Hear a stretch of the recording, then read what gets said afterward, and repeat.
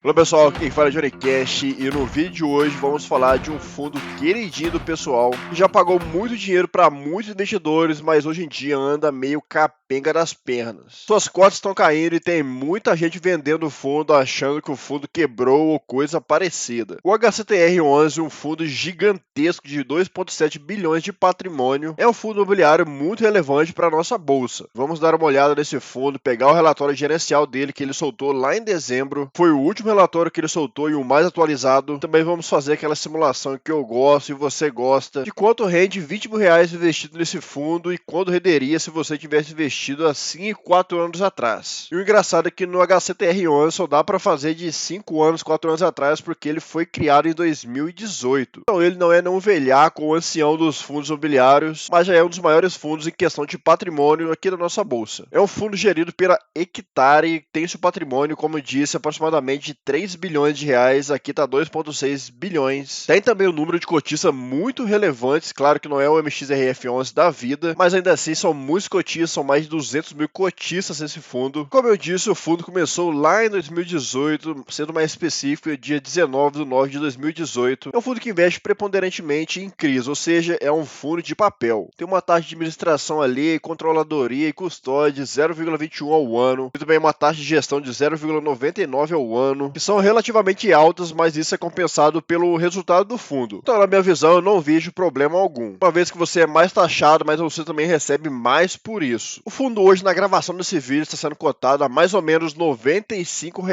que deixa o fundo bem descontado em relação ao seu patrimônio. Com isso, seu P sobre VP fica em torno de 0,78, que é um baita desconto que, se formos olhar para a cota patrimonial, que é quanto o fundo deveria estar custando em relação ao seu patrimônio, ele deveria estar valendo lá seus R$ 120.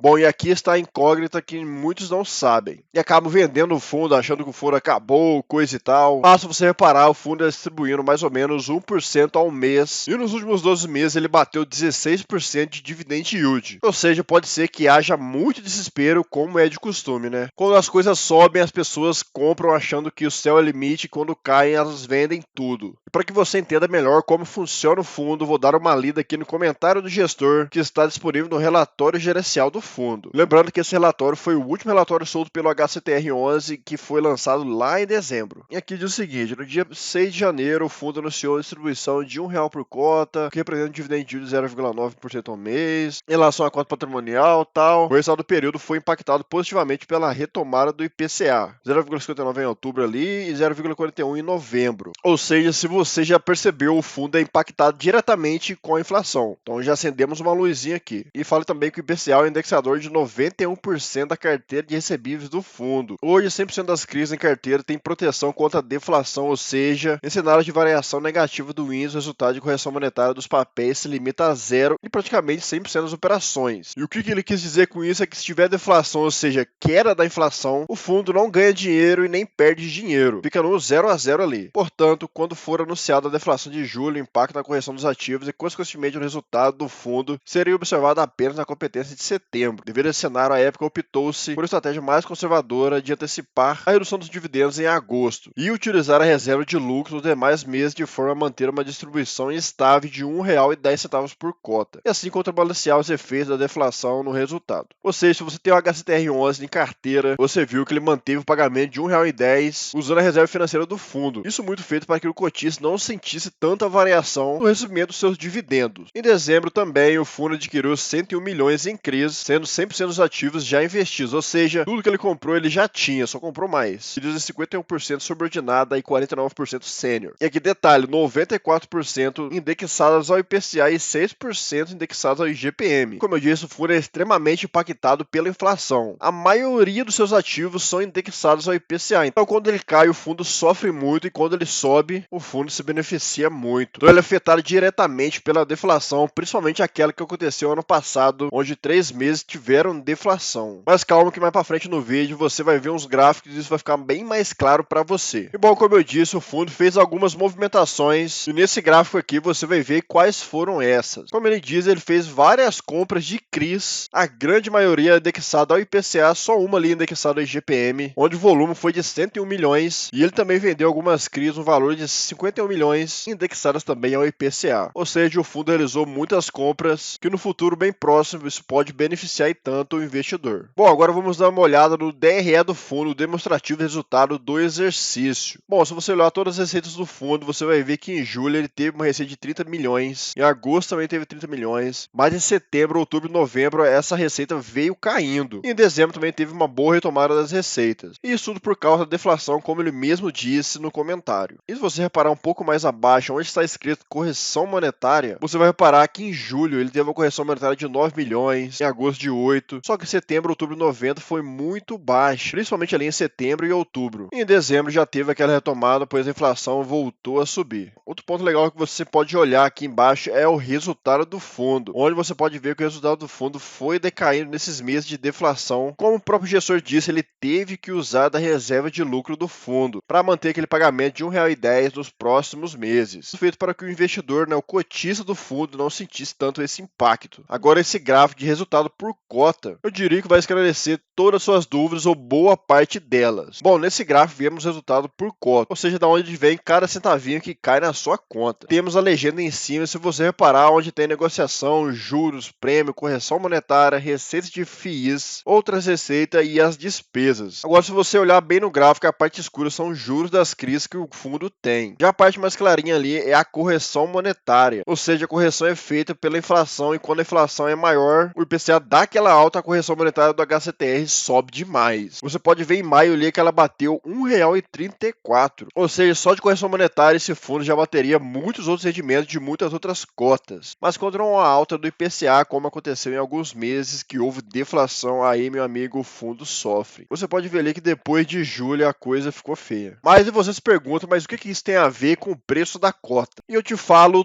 tudo, porque o mercado ele precifica investimentos que pagam muito bem. Por exemplo, você concorda comigo que se o investimento está pagando muito, sei lá, R$ 2, R$ 3 por cota, muita gente vai querer esse fundo e muita gente vai comprar, ou seja, vai ter mais pessoas comprando do que vendendo. E isso faz com que o preço suba. Agora, quando o fundo não paga tanto assim, muitos investidores desanimam e vendem o fundo, porque aquele preço alto não faz mais sentido. É o que acontece com o HCTR11 hoje. E os fundos de papéis geralmente são muito afetados pela inflação, porque os seus resultados vêm de crises que são atreladas a indexadores como IPCA, IGPM, CDI, principalmente o HCTR, que é muito atrelado ao IPCA, e para aquele investidor que comprou o fundo lá em 2019, quando ele foi lançado na bolsa, esse investidor está com prejuízo na cota.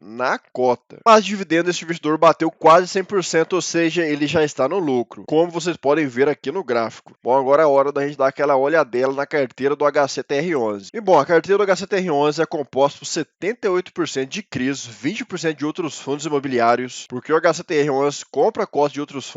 Das CRIs que o fundo tem, 57% são sênior, são aquelas com mais segurança de pagamento, 31% são subordinadas e são aquelas com maior risco de inadimplência. Mas agora eu já falei, com grandes poderes vem grandes responsabilidades, nos investimentos com grandes rentabilidades vem grandes riscos. E o maior indexador da carteira do HCTR11, como eu já disse, é o IPCA. Mais de 90% da carteira do fundo é de IPCA, com um pouquinho de GPM e CDI. E bom, se falamos de fundos imobiliários, temos que saber quais são os fundos que o HCTR11 coloca na carteira dele, né? Bom, as 6 maiores posições do HCTR em outros fundos fica assim. O primeiro é o XBXO11 com 41%, depois vem o SRVD, depois o HCHG, depois o HCST, depois o Celote e por último o HREC 11. Depois disso, o relatório do fundo vai ter todos os imóveis que o HCTR possui as suas CRIs, que são mais de 30 páginas, então se você quer dar uma olhada, é só baixar o relatório do fundo, que é gratuito. Qual que é a confusão desse fundo? É que ele é atrelado demais ao IPCA, ou seja, quando há extremos como deflação ou a inflação alta, esse fundo se beneficia positivamente e negativamente. E na minha opinião, daqui para frente eu não vejo muita deflação, muito pelo contrário, eu vejo inflação até que alta. E talvez, só talvez, lógico que isso não é uma recomendação de investimento,